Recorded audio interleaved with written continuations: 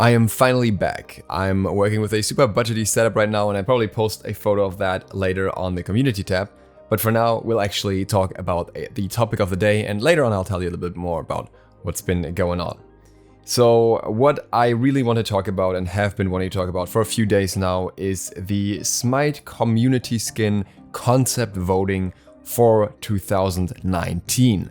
Because a few things have been going down around that, which are worth talking about, to say the least. So Hera has a bit of a history when it comes to these community skins being kind of not what people want them to be. We had the issue with the Eveline skin that actually just turned out being nothing like what the skin originally looked like in the design, and I made a long rant about that. And yeah, it took a long time for us to actually get the Vulcan skin, and now the Vulcan skin is used as the icon for the new community skin because Hera knows that everyone loved the Vulcan skin. It was a long requested skin. Now the thing is, I'm not quite sure Hera really got the message from the community skin back then. So first we'll talk about what Hera has to say for themselves about all the skins that didn't make it, and then I'm going to show some other examples, and then we'll talk about the skins that actually made it. I'm also going to try and mention all the artists. I hope it's okay with the artists that I show the art here, because otherwise it's kind of hard to talk about it. So the post is Smite 2019 community skin concept voting is live. Gods and goddesses, we received over 300 amazing submissions for this year's community skin contest, and we've narrowed them down to the final 6 for voting. We got so many awesome concepts and ideas. Deciding a finalist was a huge task. Before we get into the finalists, we wanted to take some time to share some of the honorable mentions.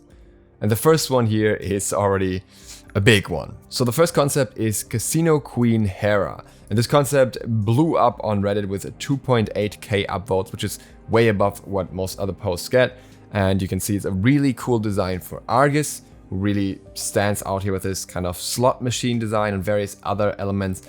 And then a slightly more simplistic design for Hera, but you can still see that there are unique details like her staff with the H for Hera and the dice up top, and the hair color being different, and the dress having all these spades and hearts and everything.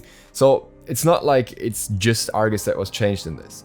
And this concept is by Rob Draws, who is known as a very good artist in the Smite community already, who has done many good concepts, and I think quite a few of them have made it into the game in one way or another.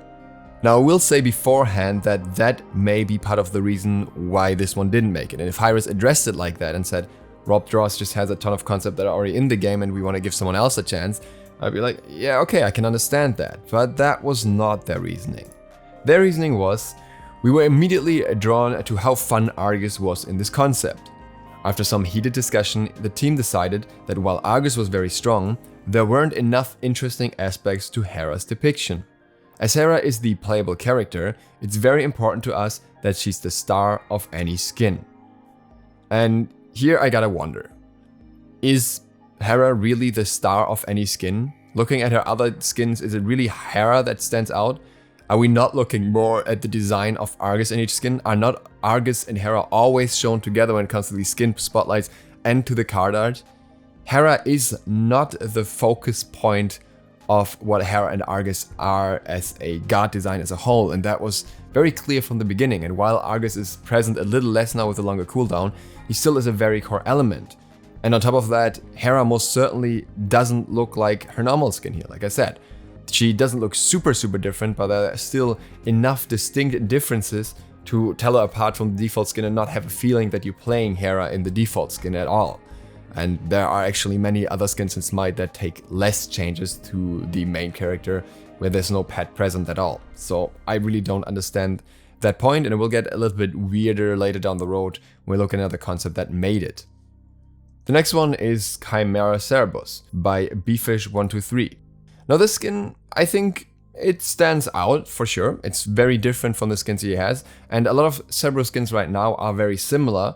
So I think this would be an interesting new concept, though I am not entirely sure how well it would translate into the game, considering that the model would have a lot of different color schemes going on at the same time. It might just look a little bit messy, at least in this concept it does. I'm sure that could be adjusted, but I can see why it's not an ideal fit for an in-game skin design.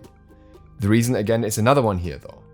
We absolutely loved this more lore-driven depiction of the Warden of the Underworld, but we've got another super badass Cerberus skin headed your way soon that we need to make room for.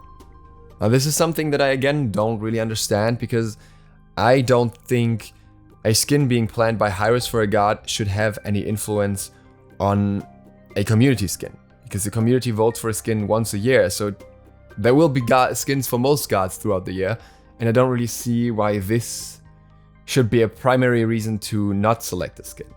And I think the complications with how the skin could be implemented would be a much better explanation here, but that doesn't seem to be the reason.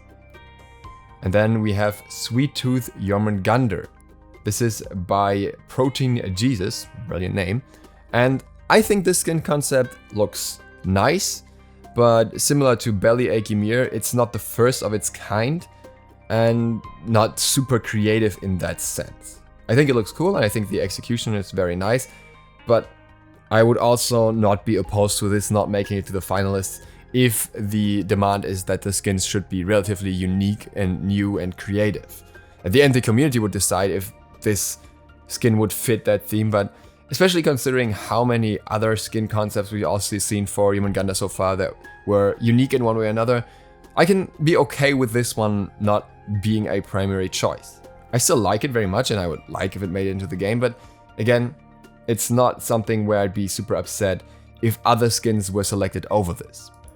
The reasoning is again, we couldn't get enough of this concept, especially Titan Cupcake, but like Cerberus mentioned above, Jormungandr has a fun skin set to release fairly soon. Be on the lookout. So again, it sounds like we will have a similar styled skin maybe coming. That would make it more understandable. So for example, if we get a fluffy Jormungandr soon, then maybe Sweet Tooth wouldn't be the next best choice right here.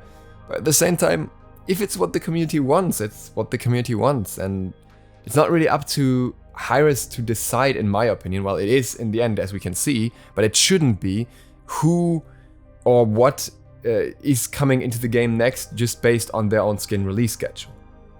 And then we have Primal Hunter Daji. This skin concept was made by Xelgod. Now with Primal Hunter Daji, I think the concept looks really cool.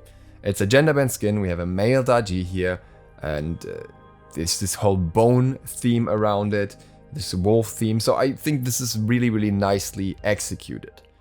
But in this case, I can very much agree with Hi-Rez reasoning against it. We really loved how this came out. The only thing holding this concept back were some technical limitations brought up by the art team.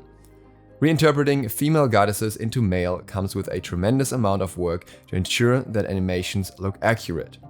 As we mentioned when revealing Valkyrie's Rage Thanatos, floating gods are only realistic targets for this treatment.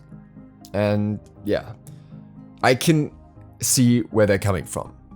Yes, you could just take the animations that Daji have right now and put them on the skin, but then the skin would, well, be very different from its badass concept here and would be the most feminine male skin in the game, because his walk would just be very girly, I guess, in a way, and he'd probably have jiggle physics on his chest and whatnot. So that wouldn't really work, and that would mean a whole lot of re-rigging and reworking all the animations to fit the different size of the model and the different style of the model, because Daji's current model is also relatively small and not nearly as wide as this one. So the work that would go into this is probably beyond what Hi-Rez wants to do for a normal skin. This is something that they would do for some end of the season skin, some Odyssey skin or something like that, but not for a regular community skin. So here I find the reasoning absolutely justifiable, and as unfortunate as that is, I don't think this skin will become a reality anytime soon. There could have been like some sort of in-between where they make a female version of this, but that could have upset a lot of people that wanted this specific concept. Before we get into the actual voting here, there's a skin that I myself want to drop as an honorable mention as well, and I have no reason why Hi-Rez doesn't mention this skin. There is the Kuzenbo skin, which is a redneck version of Kuzenbo, which was made by, or thought of by Ira Magnus and put into art by Ragin' Cajun. So a team effort basically. And the artist or the thinker behind it already reached out to me on Twitter before the contest even started and asked me if I could give his skin a mention. And I wanted to, in the context of vote for this skin, but I can't because this skin didn't make it in the final voting. And that is super weird. The skin has 1.4k upvotes on Reddit, so it clearly had a demand. And the only reason why I could imagine this not making it is either because it had a gun, which Hi-Rez doesn't want to put into the game, or because it's also kind of a redneck skin, and we have a few of those redneck themed / American themed skins, and they don't want to go in that direction anymore. But again, this skin should have at least gotten some sort of mention when it was so highly requested, and a really unique concept as well that I think a lot of people would have liked. And somebody actually pointed out that the votes for these skins are oddly off. Casino Queen has 2.7k upvote, Kuzenbo has 1.4k now, yet the skins that got selected into the contest in the end have an average of around 400 upvotes.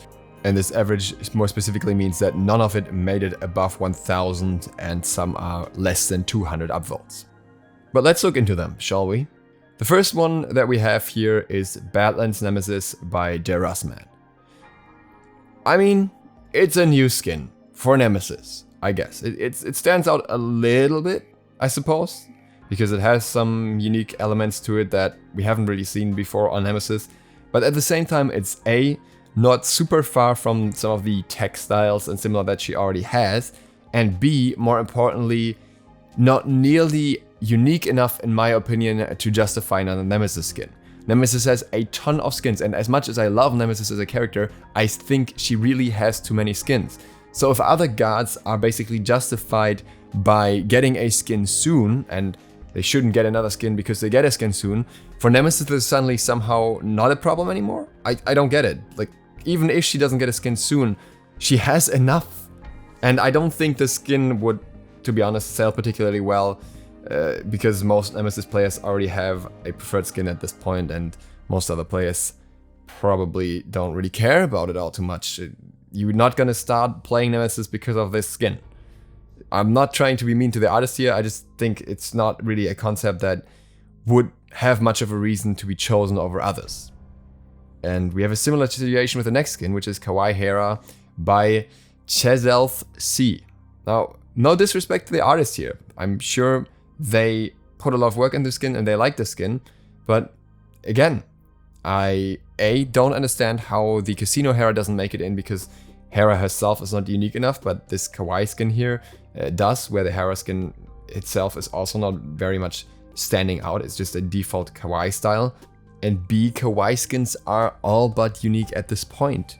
We've had quite a few of them, and I'm sure they are popular with a certain group of players, but there is such a thing as overdoing one particular style, and I don't think this skin contributes much outside of being Kawaii that would warrant picking it over others. And I would honestly be somewhat disappointed, again, with no disrespect to the artist, if this one was the winning choice here, as I think Kawaii skins are just not something that should be the outcome of a community contest, well, depending on what kind of community you have, I guess.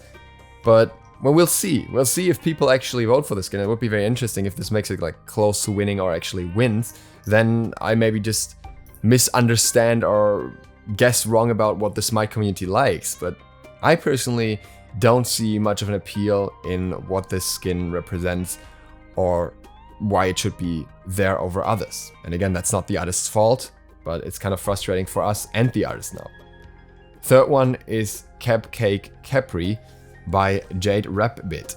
This skin, I think, is also very, very close to the Ymir of a similar style, and I think it's heavily inspired by that as well. So if you like the Ymir skin, you might like this one, but in terms of creativity or uniqueness, I don't see it standing out all too much. It's just another cake skin, basically. Another sweet skin with some cakes and maybe some ice cream bits or whatever. And that's about all it is. So yeah, I could see people liking this, but it has no wow factor to me. It has no, this is new, this is unique, this is creative to me. And again, that makes it strange to make it stand out over other skins. Like, again, I could, for example, mention in the Kuzenbo concept, that is also something that we already kind of saw with Bacchus, but at the same time it's different enough, whereas this one basically just seems like putting Ymir skin on a Capri. Then we have River Pirate Shangqi by Draw Free or Die. And this, I think, is one of the concepts that stand out here a lot. This concept has a lot of unique things. You have no ghosts, but you have fish bones instead. You have a map that will mark the enemy, so kind of a treasure map here. And his skin himself is also different. He has this harpoon, he has this whole sailor look, like cartoon sailor style actually, like Mickey Mouse kind of style. And I think everything about this is very cool. And that is a skin that I can 100% get behind. And Shangqi needs more skins anyway, so this is the kind of skin that I was expecting from the voting, and I have a feeling that a lot of people are going to vote for him. And the only reason that I could imagine this not winning, the main reason, not the only reason, is that not that many people actually play Shangqi most of the time. I also really like the fisher net as a bag here for the souls normally, you know, with the fish bones. So there's a lot of creative stuff that can be done with this skin. And then we have Royal Crustacean Arachne by Juniper Garcia. And this, I think, is also a very unique concept. Now, what we have to say about this concept is that the idea itself isn't new. I think I've seen multiple idea posts about this concept before. I don't know if there was a drawing of it before by somebody else, but it's something we've definitely seen over and over again, and people have been asking for it. But I also think that it is a very nice concept, a very unique concept, and yeah, I like it. And that's all I need from the skin.